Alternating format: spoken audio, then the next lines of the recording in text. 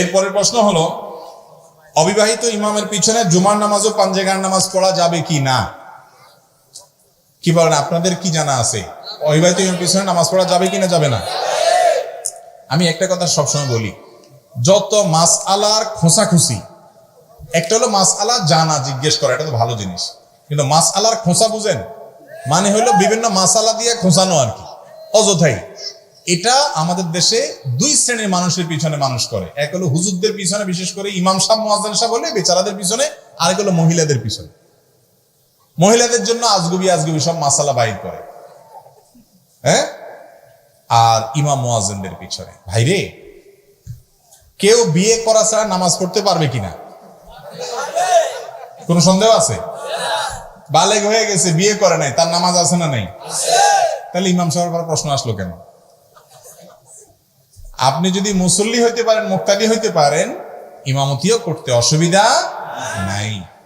আমাদের অনেক ভাইরা মনে করেন যে না, ইমামতি করতে হলে বালে হইতে হবে, বিয়ে করতে হবে, অবিয়েতে মানুষের পিছনে ইমামতি হয় না। এটা কোনো কথা হলো? অবিয়েতে মানুষের জন্য ইমামতি হবে না?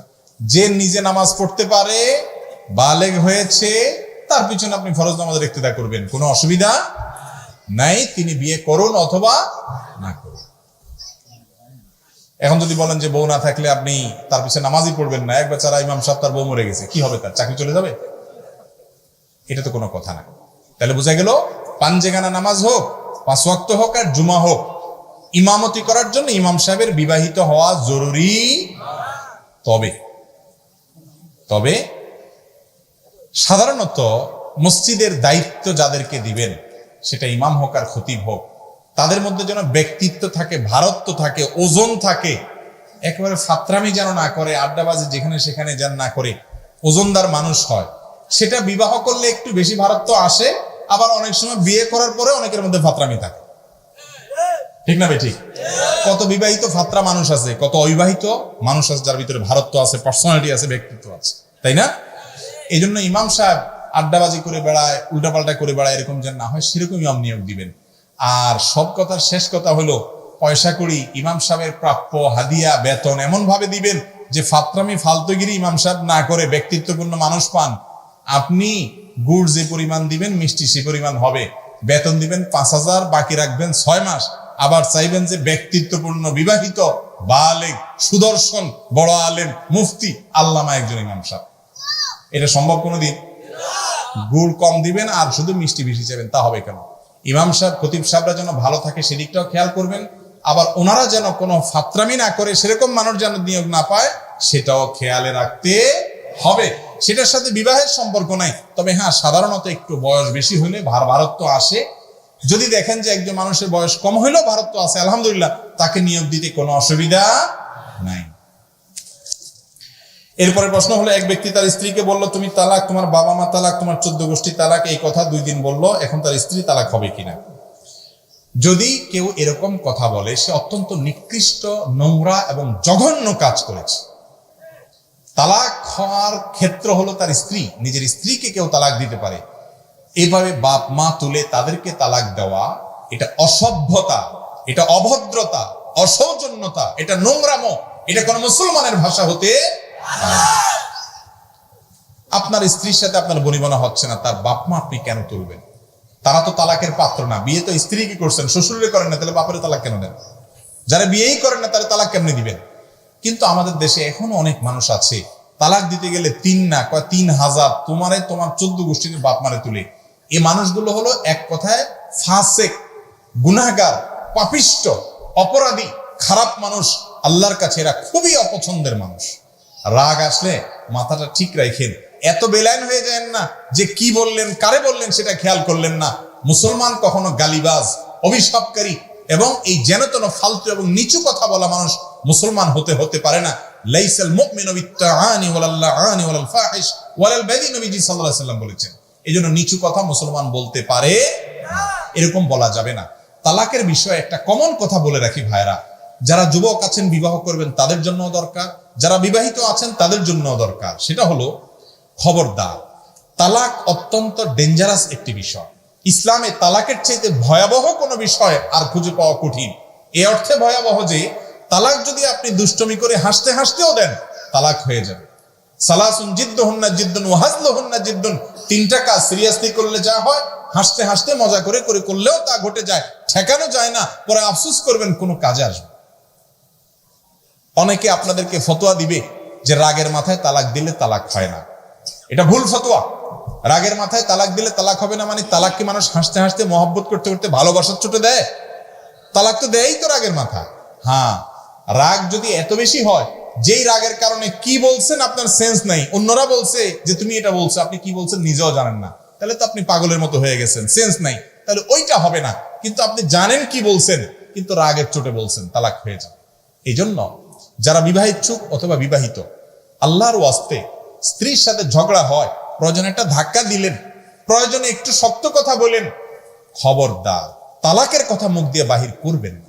বেশিরভাগ মানুষ তালাক দিয়ে এরপরে হুজুরের কাছে আসে, বলে হুজুর দিয়া ফেলাইছি, বলে ফেলাইছি, কি করবো, ইচ্ছাকৃত বলি নাই। অনেকে বলে যে হ্যাঁ রাগের মাথায় বলে ফেলছে, অনেকে বলে যে আসলে আমার উদ্দেশ্য ছিল না, অনেকে বলে যে আমি এখন তওবা করতে চাই। ভাই, তালাক এমন একটা জিনিস, এটা ছুরি ভরার মতো। একজনের বুক দিয়ে আপনি ছুরিটা ঢুকাই দিলেন, দিয়ে এরপরে বললেন ও সরি আমি আসলে রাগের মাথায় ঢুকেছিলাম, এটা বললে কি লোকটা জিন্দা হয়ে যাবে? যাবে না ভাই। এখন যদি আপনার কোনো ইমাম সাহেব, কোনো কাবা শরীফের ইমাম সাহেবরে আনাইয়া তওবা পড়ানো হয় যে তুমি যেহেতু ছুরি বললে তার বুকে তওবা করো, তাইলে ওই লোকটা জাতা হয়ে যাবে? জীবিত হবে? যদি না হয়, তালাকটা হুবহু এরকম, সারা পৃথিবীর সমস্ত আলেমরা একমত, একজন আলেম দ্বিমতকারী পাবেন না। এত ডেঞ্জারাস বিষয়, সেই তালাকটা কথায় কথায় দেওয়া যাবে? খবরদার, রাগ উঠছে অন্য হাজার কথা বলেন, তালাকের কথা বলবেন না। বলে তালাক তাহলে কখন বলবো? তালাকের যদি সিদ্ধান্ত নেন, তাহলে দেখেন যে এর সাথে বনিবনা করে হচ্ছে না, একজন ভালো আলেমের কাছে চলে যান, পরামর্শ করেন, হুজুর তালাক দিতে চাই কারণ তার সাথে আমার ঘর করা হচ্ছে না, কি করব? মুরব্বীদের সাথে পরামর্শ করেন, তারও আগে অনেকগুলো কাজ আছে, সেগুলো শেষ করেন, বুঝান, শাসন করেন, রাগ করে বাড়ি থেকে বাইরে চলে যান, বিছানা পৃথক করেন, দুই পক্ষের মুরব্বীদেরকে ডাকেন, কোনো কিছু তো হয় নাই, এরপরও তালাক দিতে হবে, ভালো কথা দেন। এখানে বোরে ডাইরেক্ট তালাক দিবেন না, একজন ভালো আলেমের কাছে যায় আগে পরামর্শ নেবেন, হুজুর কিভাবে তালাক দিলে আমার গুনাহ হবে না এবং আমার বিপদটাও দূর হবে। হুজুর পরামর্শ দিবে, এমন একটা পদ্ধতিতে তালাক দিবেন, যেই তালাক দেওয়ার পরে আপনি 10 বছর পরেও যদি চান তাকে আবার ফেরত নিতে, সেই সুযোগ থাকবে। এটা ভালো না খারাপ? বেশিরভাগ লোক তালাক দেওয়ার সময় তো মাজা গামছা বাঁধি 3টা না 3000টা দেয়, মেয়েরে দেয়, মহিলারা দেয়, মহিলার বাপমা 14 গোষ্ঠী তুলে দেয়, এ অসভ্য মার্কা তালাক দেয়। এরপরে দেখা যায় 2 বছর 4 বছর না যাইতে, অনেকে 2-4-6 মাস না যাইতে, অনেকে 2-10 বছর যাওয়ার পর আয়সা কান্নাকাটি করে, হুজুর এখন আসার কোন রাস্তা আসেনি, তখন আসলে করে ফেলাইছিলাম, এখন বুঝতেছি এর চেয়ে ভালো কিছু আর নাই, আসলে যা হয়েছে হয়েছে, মিলেমিশে থাকাই ভালো। ওই মহিলাও কান্দে, স্বামীও কান্দে, কিন্তু এমন ভাবে তালাক দেয় যে আসার আর কোনো রাস্তা থাকে না। কোন হুজুরের তওবা পড়ালে কি তালাক উঠে যায়? তাহলে তালাক দেওয়ার আগে সাবধান থাকবো তো ইনশাআল্লাহ।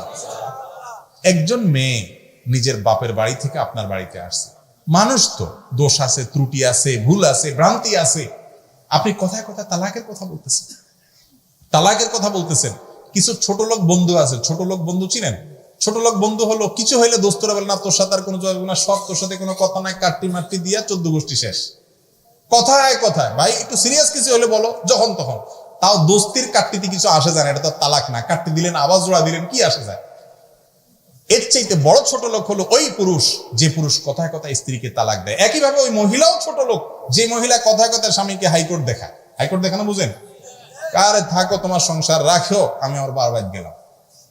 এই দুইটার কোনোটাই ভালো। স্বামী স্ত্রী যত মিলেমিশে থাকে, আল্লাহ তাআলা তাদেরকে তত পছন্দ করেন। একসাথে থাকতে গেলে দুইটা পাতিল বাড়ি খাবেই, অসুবিধা হবেই। উস্কানি না মানুষের অভাব নাই, বহুত লোক উস্কানি দিবে, বলবে আরে বাদ দে কত আছে, এরপরে যখন ফাঁসি যাবেন এদের কাউকে খুঁজে পাবেন না। এই জন্য মিলেমিশে থাকার চেষ্টা করতে হবে, আল্লাহ আমাদের তৌফিক দান করুন। এরপরে প্রশ্ন হলো, যে মাঠে মাহফিল হয় সে মাঠে ব্যায়ামের উদ্দেশ্যে ক্রিকেট খেলা জায়েজ আছে কিনা? ও মূল প্রশ্ন তো মনে হয় কিছু অংশ বাদ আছে। যদি কেউ তার স্ত্রীকে তালাক দেয় একবার, এরপরে আবারও তালাক দেয়, প্রথমবার যদি এক তালাকের নিয়ত করে সে তালাক দেয়, পরে আবার যদি দিয়ে থাকে, তাহলে তার আরেকটা তালাক দেয়া পর্যন্ত সংসার করতে পারবে। কিন্তু এই ইন্ডিভিজুয়াল তালাকের মাসআলা এরকম সংক্ষিপ্ত প্রশ্ন উত্তরে জানবেন না। আমরা শুধু মূলনীতি বলার চেষ্টা করি এসব জায়গায়। আপনার তালাকটা হয়েছে কিনা, কতটুকু হয়েছে, কতদিনের গ্যাপে হয়েছে, কি করেছেন, কি বলেছেন, কি নিয়ত ছিল, এগুলো একজন ভালো মুফতির কাছে গিয়ে বিস্তারিত বলে তারপরে সমাধান আনবেন। তাহলে ইনশাআল্লাহ সঠিক এবং নিরাপদ সিদ্ধান্ত নিতে পারবেন।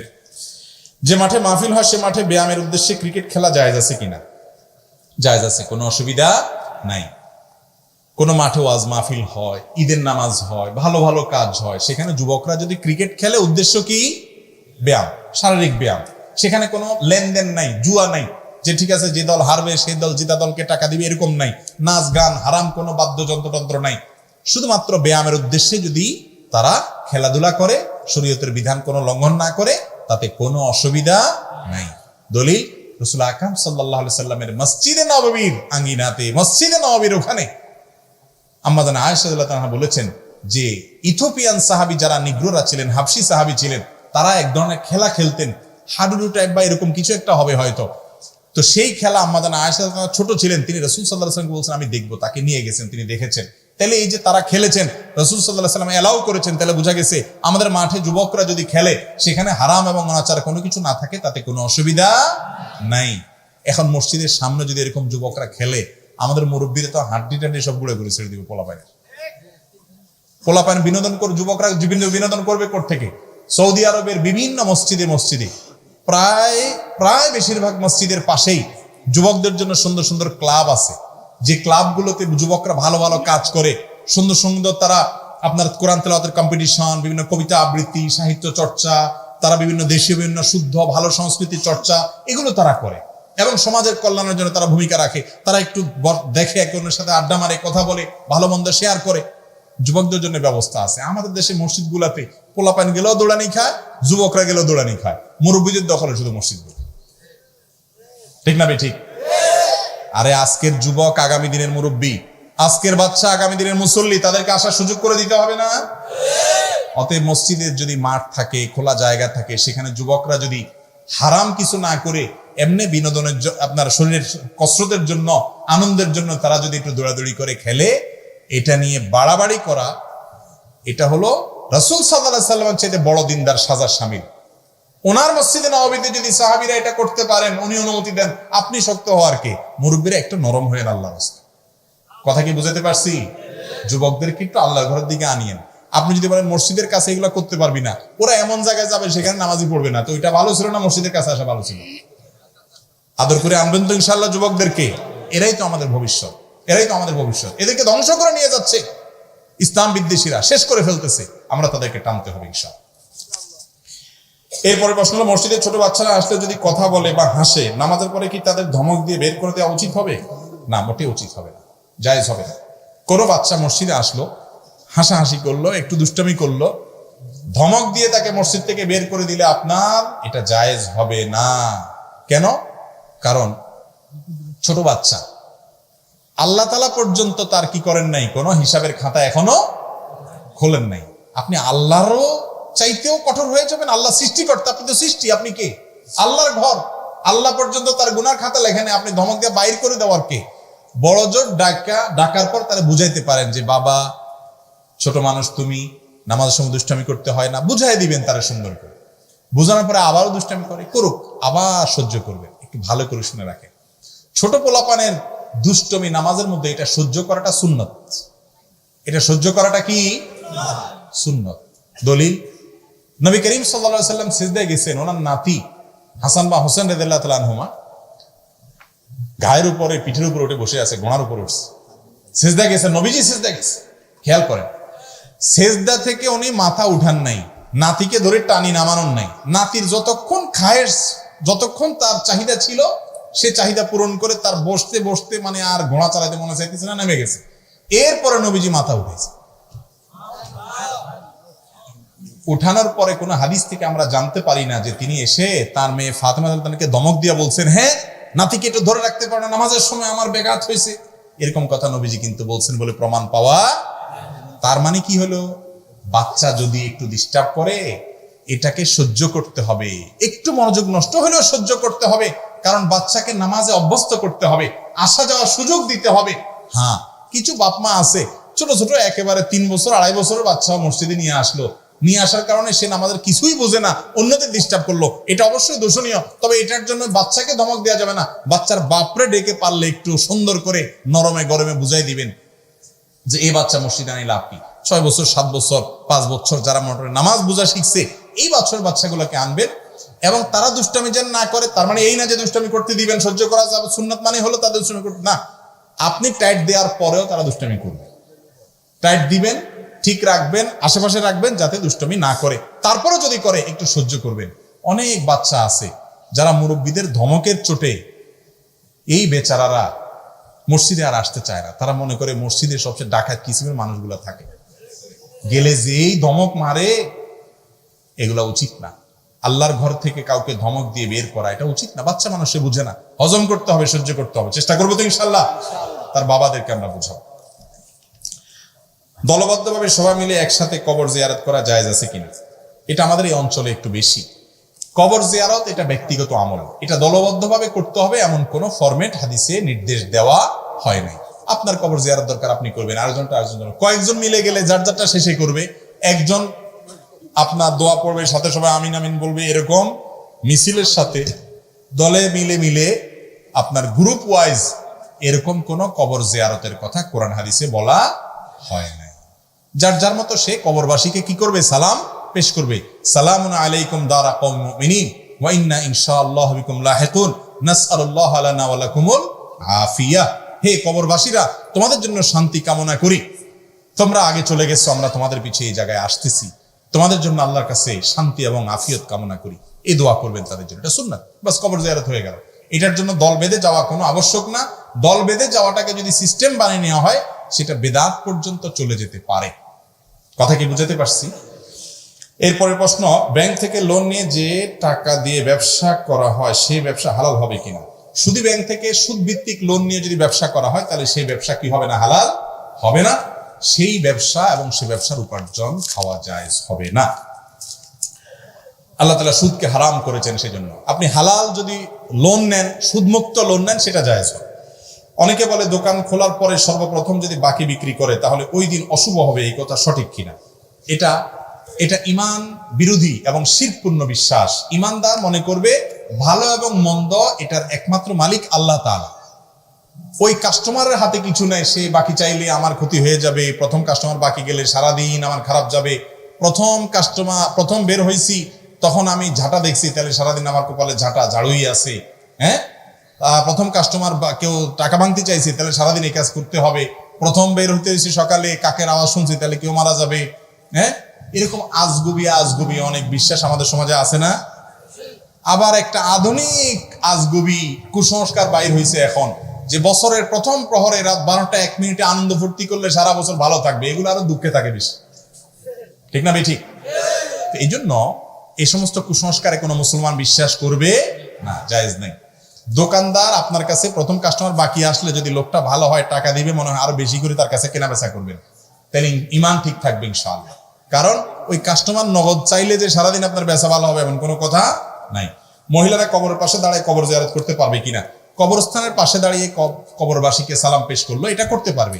এমনকি কবরস্থানে গিয়ে জিয়ারত করতে পারবে কিনা, এটা নিয়ে ওলামাদের মধ্যে ইখতিলাফ আছে। অনেক ইমামরা বলেছেন যে বেশি বেশি করার ব্যাপারে হাদিসে নিষেধ আসছে, লাআল্লাহু যাওয়ারাতিল কুবুর আসছে, মাঝে মধ্যে গেলে অসুবিধা নাই। অনেকে বলেছেন যে নিয়ন্ত্রণ করতে পারলে, ফিতনার মুক্ত থাকতে পারলে তার জন্য করা জায়েজ আছে। এবং এই ক্ষেত্রে আপনার কবরস্থানের বাইরে থেকে যদি তারা কবরবাসীকে সালাম পেশ করে বা মহব্বতের কারণে যায়, অসুবিধা নেই। সাধারণত কবরস্থানে তারা গেলে আবেগপ্রবণ হয়ে যায়, ভিড় থাকে নানা কারণে, আপনার সেখানে সচরাচর বা খুব বেশি তাদের যাওয়ার ব্যাপারে হাদিসে নিরুৎসাহিত করা হয়েছে। এরপরে প্রশ্ন হলো, নামাজের সামনের কাতারে যদি নাবালক ছেলে দাঁড়ায় তাহলে মুসল্লির নামাজের কোনো সমস্যা হবে কিনা? নিয়ম হলো বালেগরা দাঁড়াবেন, তারপরে বাচ্চারা দাঁড়াবেন, এরপরে যদি কাতার হয় মহিলাদের কাতার হবে। কিন্তু যদি বাচ্চাদের সব পিছনে এক কাতারে দাঁড় করে দেন তাহলে এরা সবাই মিলি এক দলে আপনার পুরা মসজিদ উঠে নিয়ে যাওয়ার একটা ভয় আছে। সেই জন্য তাদেরকে আপনারা যদি ভিতরে ভিতরে ঢুকায় নেন কোনো অসুবিধা নাই। নাবালেগ বাচ্চা সামনে থাকলে যে পিছের লোকের নামাজ হবে না এমন কোনো কথা। অনেক মুরব্বীরা দেখবেন সামনে থেকে বাচ্চারা টানি কর, সবগুলো একসাথ কর, সবগুলো একসাথ করে দিলে তো এগুলা সবগুলার ব্রিটিশ বুদ্ধি একসাথ করে এমন কিছু ঘটাবে যে নামাজটি আপনারা পালানো লাগতে পারে। তো এই জন্য যদি ওরকম ভদ্র থাকে, বুঝের থাকে, দু একজন পিছনে থাকে মুরব্বী, তাহলে ঠিক আছে, আলাদা কাতার করেন, ওটাই নিয়ম।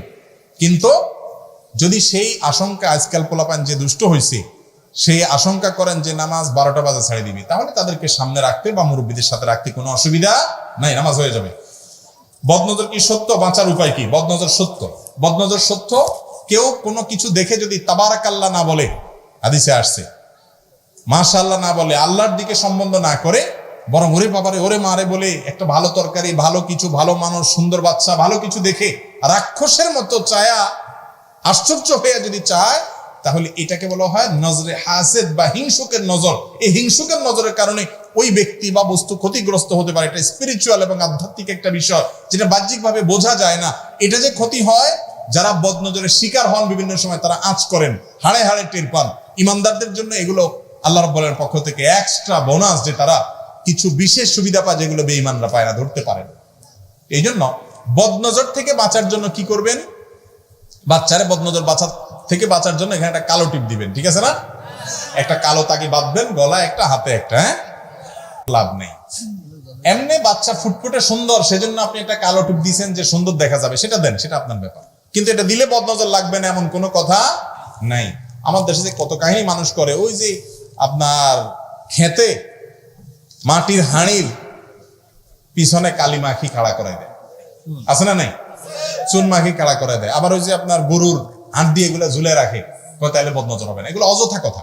বদনজর থেকে বাঁচার জন্য কেউ কোনো কিছু দেখে যদি বলে ওরে বাবারে এত সুন্দর, বলবেন যে মাশাআল্লাহ বলো, তাবারাকাল্লাহ বলো। যদি সে মাশাআল্লাহ তাবারাকাল্লাহ বলে, মাশাআল্লাহ বলে, ইনশাআল্লাহ বদনজর লাগবে না। এটা হলো ঔষধ। আর যদি কারোর বদনজর লাগে গেছে, মনে করেন যে অমুকে এটা দেখি অনেক আশ্চর্য হয়ে গেছে, তার বদনজর লাগছে, আবার সবার সবসময় বদনজর লাগেও না, এরকম কারোটা যদি লাগছে মনে হয়, তাহলে তারে বলবেন একটু পানি পড়া দাও। তার পানি পড়া, বিশেষ করে পানিতে সে একটু থুতু দিল বা হাত ভিজাই দিল, ওইটা গায়ে বা শরীরে ধুইয়া নিলে যার বদনজর হচ্ছে তার ক্ষতি দূর হয়। এটাও হাদিস দ্বারা প্রমাণিত। টাকার বিনিময়ে কোরআন খতম করা কি জায়েজ আছে? কোরআনে খতম টাকার বিনিময়ে করা জায়েজ নাই। যে কোরআন পড়বে সবটা তার হবে। লাইসাল ইনসানে ইল্লা মা সাআ। যে যতটুকু আমল করবে সে তার বিনিময় পাবে। পয়সা আপনি দিবেন আর আমি কোরআন পড়বো, সব আপনার অ্যাকাউন্টে জমা হবে, এরকম কোন সিস্টেম আল্লাহর এখানে নাই। দুনিয়াতে এগুলা চলে, সওয়াবের কাজে এগুলা চলে না। আপনি হুজুরে আনি খতম পড়ায় টাকা দিলেন, সওয়াবও পাইলেন না, টাকাটাও গেল, আমসালা দুইটাই গেল। নিজের কোরআন তেলাওয়াত নিজে করবেন, হুজুরেরটা হুজুর করবে। কথা কি বুঝাতে পারছি? হুজুরের কাছ থেকে কোরআন শিখবেন, কোরআন শিখতে সহযোগিতা করবেন। কোরআন কিনে দিলেন, তালেবে ইলমদেরকে হাদিয়ে দিলেন, সেটা ভিন্ন জিনিস। কিন্তু হুজুর কোরআন পড়েন, সবটা আইসা আমাদের টেনে লয়ে যান, এরকম কোনো সিস্টেম নাই। এগুলা অযথা। পণ্যের সাথে থাকা কোম্পানির গিফট দোকানদার ভুলে না দিলে রেখে দিতে পারবে কিনা? দোকানদার যদি ভুলে দেয় নাই, এই চিপস কিনলে সাথে একটা খেলনা আছে, দিতে মনে নেই, চলে গেছে, তাহলে ওটা পরে পৌঁছা দিতে হবে। যদি তার আর খুঁজে পাওয়া না যায় বা চিনা না যায়, তাহলে অন্য কাউকে দান করে দিবে। দোকানদার নিজে সেটা ভোগ করা যায় হবে না। যারা মুদি দোকান করেন দেখবেন কোম্পানি কত কিছু গিফট দেয়, ডিব্বা দেয়, চামচ দেয়, বাটি দেয়, এটা দেয়, সেটা দেয়। এদের বাড়িতে ওরস। এই জিনিসগুলো তো মূলত জিনিসের সাথে আসছে, এটা তো কাস্টমারের পাওনা। কাস্টমারদের না দিয়ে সেগুলো আপনি রেখে দিতে আছেন, জায়েজ হবে না হারাম হবে? আমরা অনেকে হারাম খাই কিন্তু টের পাই না। শুধু সুদখোর ঘুষখোর বললে আমরা চিল্লায় উঠি, মনে করি এদেরকে হুজুর বাঁশ দিয়ে দিচ্ছে। আমরা নিজেরাও যে বহুভাবে বাঁশ খাই, সেটা আমরা টের পাই না। এভাবে মানুষের হক নষ্ট করা যাবে? যাবে না, দিয়ে দিতে হবে তাদের। হেদায়েত প্রাপ্ত। আর কি সময় আছে? কয়টা বাজে?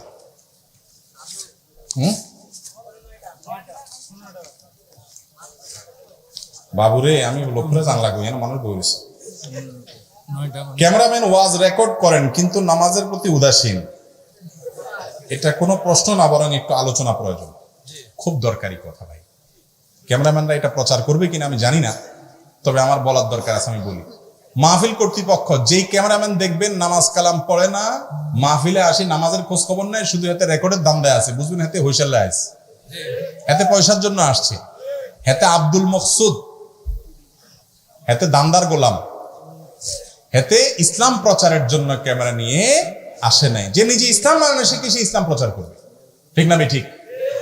ক্যামেরাম্যান ভাইদেরকে বলবো, ভাইরে, যত ওয়াজ আপনারা শুনেন, এই শ্রোতারা এত ওয়াজ শোনার সুযোগ নাই। হারা দেশে আঁটি আঁটি হুজুরদের ওয়াজ সব রেকর্ড করেন, ওয়াজ সব রেকর্ড করে একটা আমল করলেন না। গুরুজ কি পরিমাণ পড়বে? আল্লাহকে ভয় করেন, আল্লাহকে ভয় করেন ভাই, প্লিজ। নামাজ পড়বেন না, গাফিলতি করবেন, কিভাবে সম্ভব? মাহফিল কর্তৃপক্ষ তাদেরকে বুঝাবেন।